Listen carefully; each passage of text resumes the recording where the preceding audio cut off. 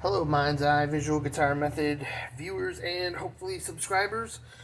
Today's lesson is about the CAGED system, which you've heard of a lot, and how it relates into the pentatonic system, and how you can kind of use one to remember the other, and use the perhaps pentatonic system that you know so well to get through the to understand CAGED and understand more of where the chords are when you're soloing. So that being said, let's get into it. The neat thing is, if you noticed, there's 5 pentatonic shapes of a 5 note scale, 5 shapes, and CAGED is also happens to be 5 chords. Hey, neat. So let's go over a couple of confusing things first, then we'll map it all out, and we'll hopefully wrap up this lesson in 15 minutes to a half hour. So what we've got for beginners is I'd like to cover some confusion I had in the beginning learning pentatonic shapes. In the beginning, my guitar teacher told me all these shapes, and just like this shape, this shape, this shape, this shape, this shape. And it's helpful to teach like this because you can see each individual memorizable pattern.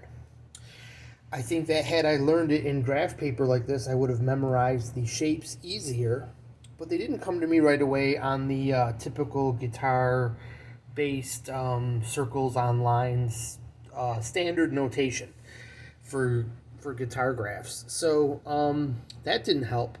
And so what happened was, since most rock guitar solos were featuring this pentatonic scale, that's the only shape I ever knew, plus maybe a bit of this down here.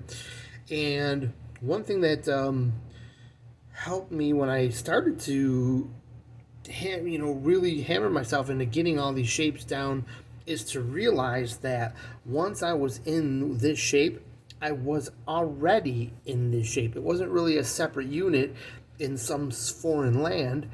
This line is the same as this. The reason that they don't teach it like that is because once you draw them all together, it kind of looks like this.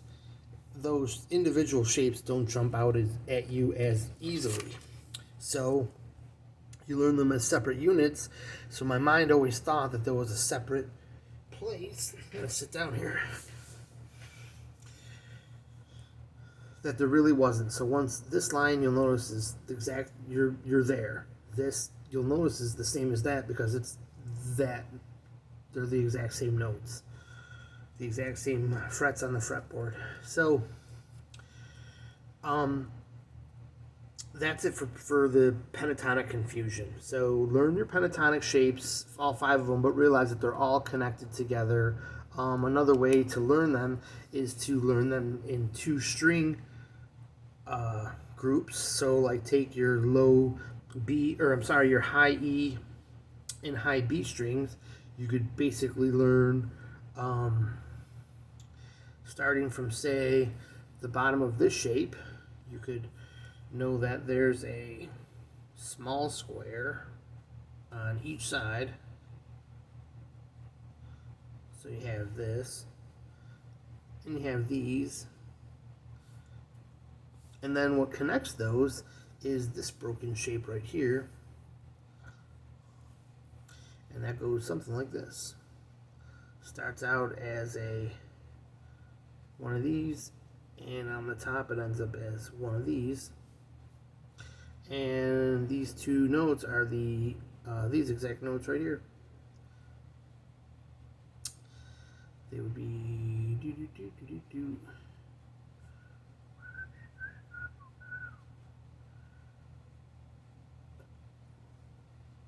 Did I mess that up?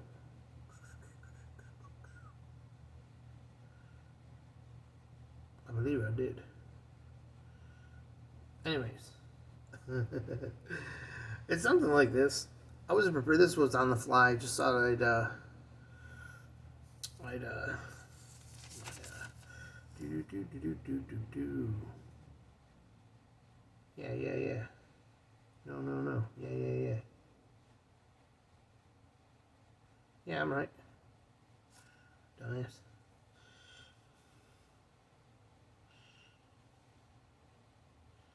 Alright. So you got that. This is this shape, this for this shape, this for this shape. I didn't point it right, but this shape for this shape for that shape, and that shape is that pentatonic. C, A, G, E, D. And that pattern is the same pattern, that two, the same all everywhere.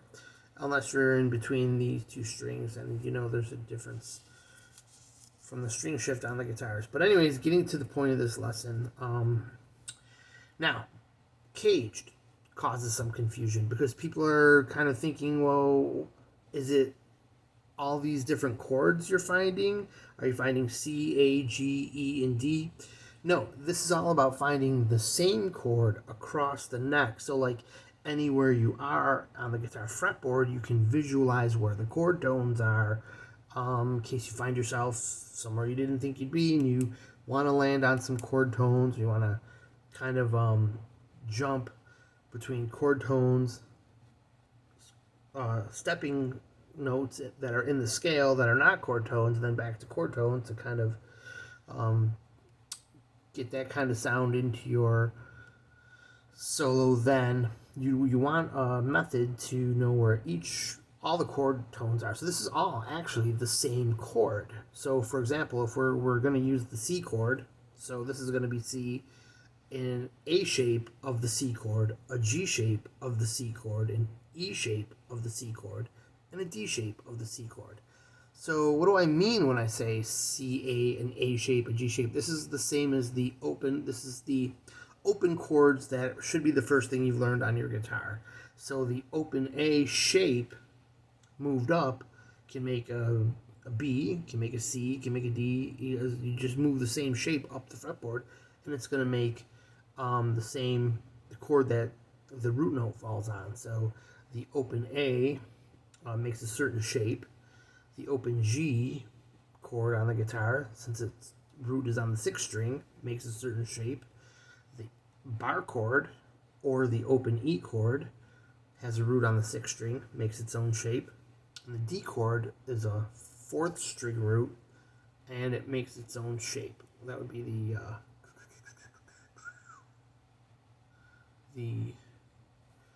4th string. Yeah. Okay. So that being said, let's get into it. Well, actually, you can see what I did here. Oh yeah, we'll mark them down here last. So now here, there's a mistake I'll tell you about in a second that I made, but you can see how what I'm talking about here. So here's the I put a C everywhere because this is all a C chord. So you've got the standard C chord shape here. I got a guitar here that you can hear, although you can't see.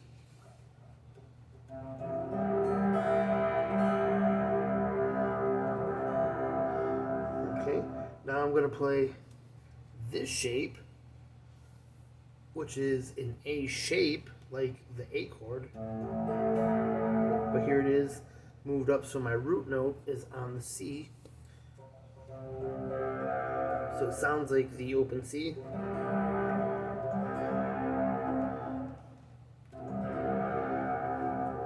I just played that one there. I'm going to play the bar chord next. There's the bar chord. Now I'm going to play that D shape chord.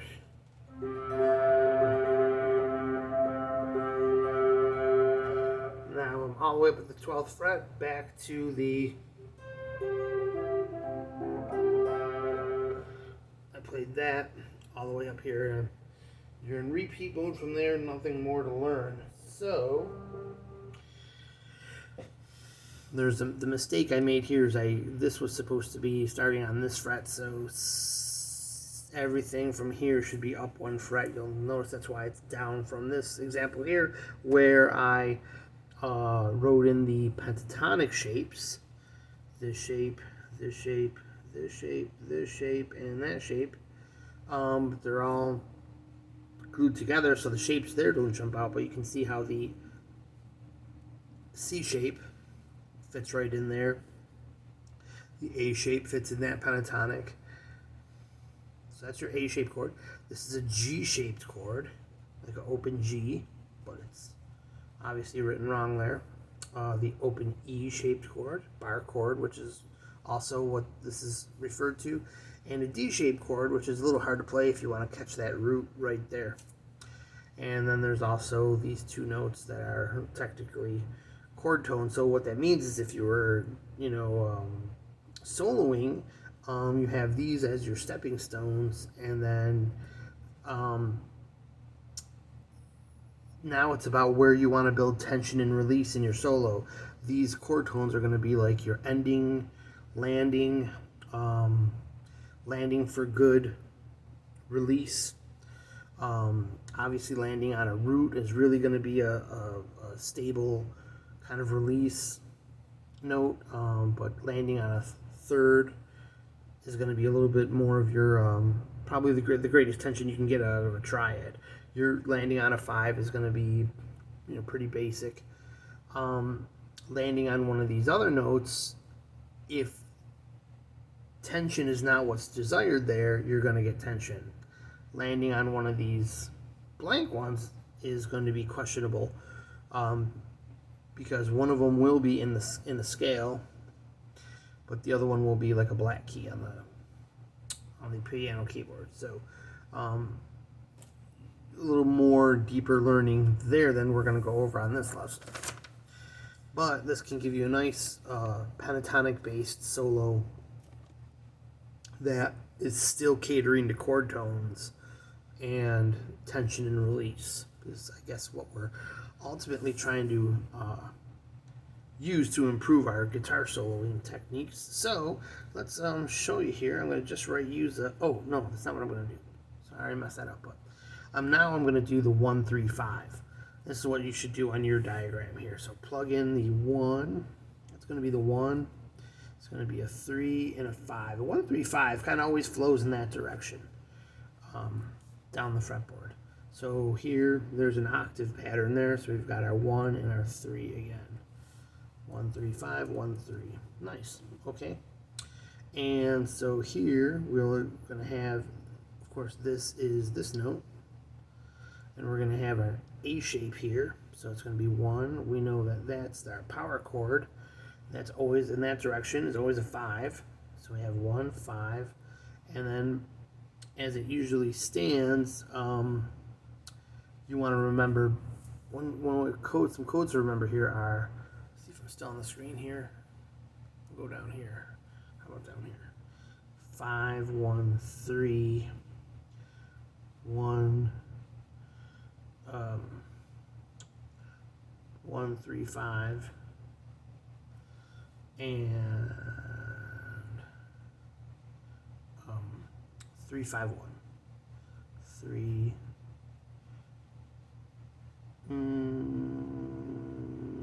5.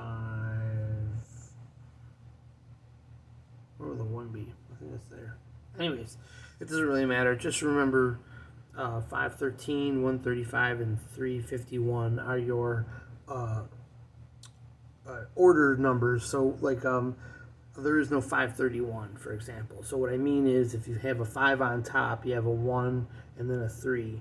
If you have a 1 on top, obviously you have 1, 3, 5. And if you have a 3 on top, you have 3, then 5, then 1. Is that right? 5, yeah, because 5 is always above 1. Okay, so so in that, if that's true, then we should have 5, 1, 3, and there stands true. There's our octave pattern right there. So 5, 1, and then what's left over? 3, and then another 5 should be down here, I believe. Yeah, that's our octave pattern. So there we go. And as a technical, that's a chord tone too. We'll write that a little lighter because it might sound a little awkward, being that it's kind of so low in the register.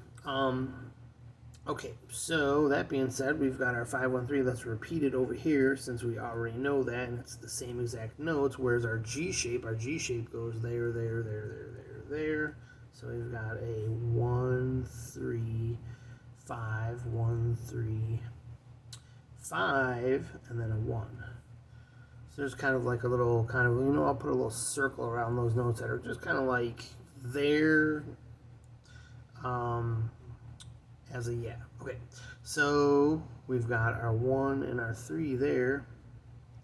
Stands to reason we'd have a 5 there, but this is our E shape, which should be here, here, here, here, here, and here, a bar chord shape. So 1, 5, 1, 3, 5. That's going to be our octave pattern. So that's a 1, leaving our third to be right there. We know this is our major third and minor third group right here that changes the quality of our bar chord from major to minor. And we have our 5 and our 1. Pretty handy dandy, pretty easy, pretty cool. So that being said, we already know that's 5 and 1. And that's going to be a 3, obviously. So what do we got here? We've got our D shape. So we've got, starting from our root on our 4th string, that would be a C, this is all the key of C. And then we would find, that would be a 3. Basically, it's this. You can remember that triangle shape from the open D chord on the that you learned in the beginning. That's why it's called D, even though we're playing a potential, well, I'm going with C since that's what I mapped out here, but whatever.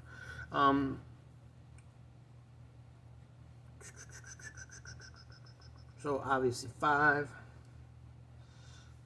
It's always 1, 3. There's always a 5 there, and that's our kind of a little arpeggio shape right there of 1, 3, 5. But also you have 3 is going to be down here. So what does that leave? Our octave pattern of 1, and there's our octave pattern for the lower strings. It's always 1 greater. So like for example, where this is the octave pattern is normally, I'll show you down here. I mean, I'm sure you guys know this already, but let's just go over it for the newbies. You have a note here, you always have a note here, but when it comes to that string shift area on the lower strings, as long as you're on the 3rd string, then your octave pattern always looks like this.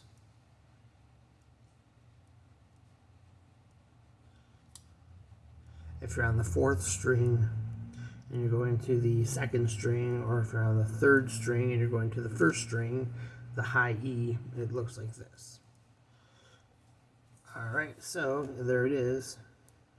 1 and 1, 3 and 3, and then you got all your chord tones for this mess here. So as a technical, there's a 3 there. We'll put it right here, 2, 3. And let's see if we missed any bottom to top ones. Nope. All right, so yeah, that's your chord tone map, and so these would be your stepping stones. So let's noodle around a little bit. I'm gonna do I'll do this shape here.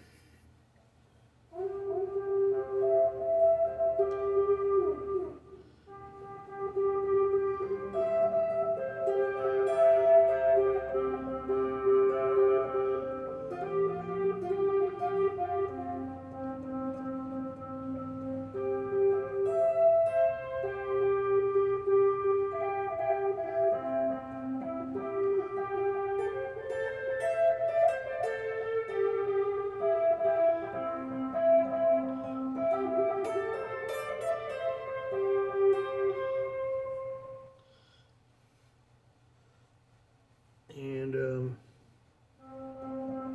so, like for a second there, as just like I was when I was a beginner, I got stuck. I'm like, oh wait a minute, going back to the E shape, and I started to try to think of it as a separate shape, and it was a little bit like, oh gee, where's all that pattern? When all I needed to realize was this finger was here, which is this note right here. I was already in my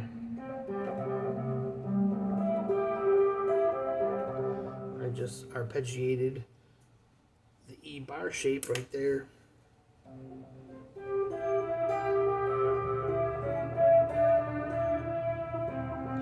A little wrong note there.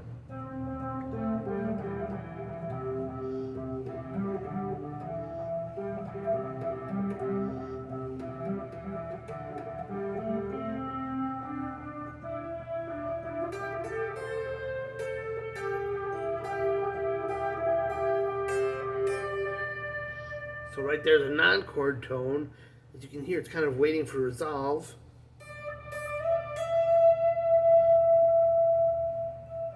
And the 3 there is still waiting to be resolved to the 1.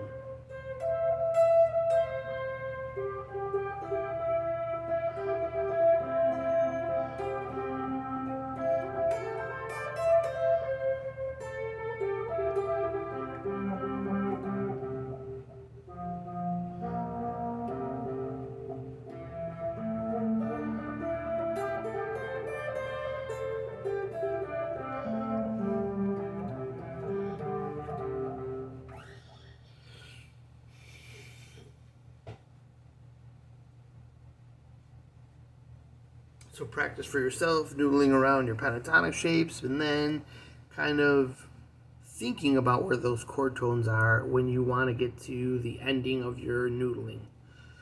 And I think you'll find it sounds pretty cool. That you can kind of forget about it, just think pentatonically to noodle, but then once you're in, you know, roam around, kind of meander from shape to shape, and then be sure to wrap it up with the original chord of the moment. And now if the chord changes, you can completely change your pentatonic idea. So let's say for example, I was in C and I was playing right here. But now the chord changes to G. So I'm going to instantly think that, okay, I was in this pentatonic shape, but now my root is here. G is directly above C. So I would shift my thinking to the root being here, and then suddenly my pentatonic shapes would all shift in my mind's eye to this shape being where this shape basically was. Basically, this shape would turn into this shape. And you'll find that quite a few chord changes are very simple. The as you'll notice, there's a similarity between this chord pentatonic shape and this pentatonic shape. Sometimes they'll fall on top of each other like that. Sometimes there'll be a very abrupt shift depending on where your chord is, where your chord change is, what it's doing. Okay, hopefully that was clear enough for the masses, the basic masses out there, and the basic asses out there. No, just kidding. That's me. And yeah, so you can copy these down and see where it takes you. And yeah, so that was it for today's lesson. Luckily for you guys, I chose to get myself a hotel room out on my driving job here, and that afforded me a minute to set up the phone here and give you guys a quick lesson I was thinking about down the road. So yeah, let me know if it helps. Caged versus pentatonics. I've often seen the cage explained, I've often seen pentatonics explained, but I've never seen anybody show how you could be thinking pentatonic and caged at the same time. Enjoy.